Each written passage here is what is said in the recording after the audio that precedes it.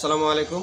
আমি আজকে একটা খুব গুরুত্বপূর্ণ মেডিসিন সম্পর্কে আলোচনা করব। অবশ্যই আপনারা ভিডিওটি অবশ্যই ধৈর্য সহকারে শুনবেন এবং ভিডিওটি ভালো লাগলে অবশ্যই লাইক কমেন্ট করে পাশে থাকবেন। দেখতে থাকুন। এটি খুব একটা গুরুত্বপূর্ণ মেডিসিন। এটা কী কী কাজে ব্যবহার করা যাবে বা কোন কোন ক্ষেত্রে ব্যবহার করা যাবে বা কী সমস্যা হলে এটা ব্যবহার করা যাবে। আসলে সমস্যাটা হচ্ছে যদি আপনি অতিরিক্ত খুদি খাওয়ান বা অতিরিক্ত ফিড খাওয়ান বা অতিরিক্ত ঘাস খাওয়ান বা বিষাক্ত কোনো জিনিস যদি খাওয়ান, পেটের যে কোনো সমস্যার জন্য, পেট ফাঁপ ধরে গেছে, বিভিন্ন সমস্যার জন্য এটা ডিজিএইট খুব গুরুত্বপূর্ণ একটা মেডিসিন। এই মেডিসিনটি আসলে খুব ভালো। যারা ব্যবহার করেছেন ইতিমধ্যে ব্যবহার করেছেন বা যারা গবাদি পশু পালন করেন এবং এই মেডিসিনটা যারা হচ্ছে ইতিমধ্যে ব্যবহার করেছেন তারা অবশ্যই ফলাফল ভালো পেয়েছেন বা ভালো বুঝেছেন। আসলে এটা খুব একটা গুরুত্বপূর্ণ মেডিসিন। আসলে আমি কোনো কোম্পানির প্রোভাইড করছি না। আসলে যে মেডিসিনটি ভালো সেই মেডিসিনটা আমি রিভিউ দিই। সেজন্য অবশ্যই আপনারা খারাপ মনে দেখবেন না। আর ভিডিওটি সাবস্ক্রাইব করে না থাকলে অবশ্যই সাবস্ক্রাইব করুন এবং ভিডিওটি ভালো লাগলে অবশ্যই লাইক কমেন্ট করে পাশে থাকবেন এবং দেখতে থাকুন আমার নতুন নতুন যেগুলো ভিডিও আপলোড দেবো।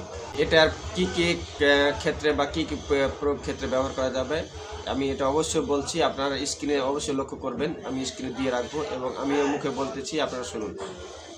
অরুচি যদি গবাদি পশু না খায় সেক্ষেত্রে ব্যবহার করতে হবে। খুব গুরুত্বপূর্ণ একটা রেজাল্ট পাবেন আপনারা। যদি বদহজম হয়, ধরেন পাতলা পায়খানা হচ্ছে, কোনো সময় শুক্কা হচ্ছে, কোষ্ঠকাঠিন্য হচ্ছে, এই ধরনের যদি সমস্যা হয়, লিভারের যদি সমস্যা হয়, সেক্ষেত্রে আপনারা ব্যবহার করতে পারবেন।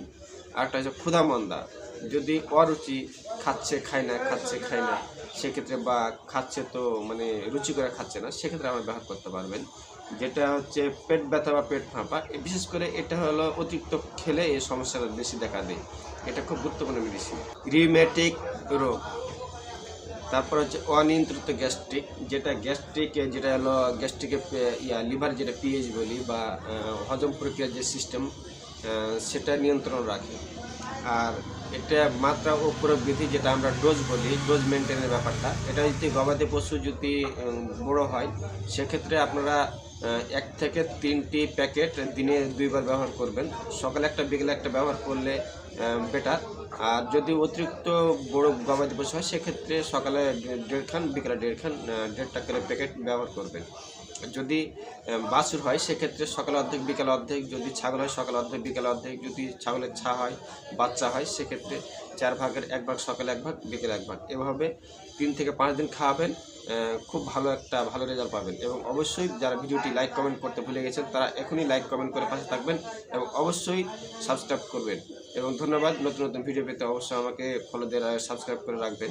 আসলে আমরা যেগুলো ভালো প্রোডাক্ট বা যেগুলো বর্তমানে রেজাল্ট খুব ভালো হচ্ছে সেগুলো আমরা রিভিউ দিয়ে থাকি এবং মাঠ পর্যায়ে মাঝে মধ্যে আমি চিকিৎসা সেবা প্রদান করে থাকি। আমি সেগুলোর ভিডিও দিব, অলরেডি কয়েকটা দিয়েছি, আমি আরও দিব। ধন্যবাদ।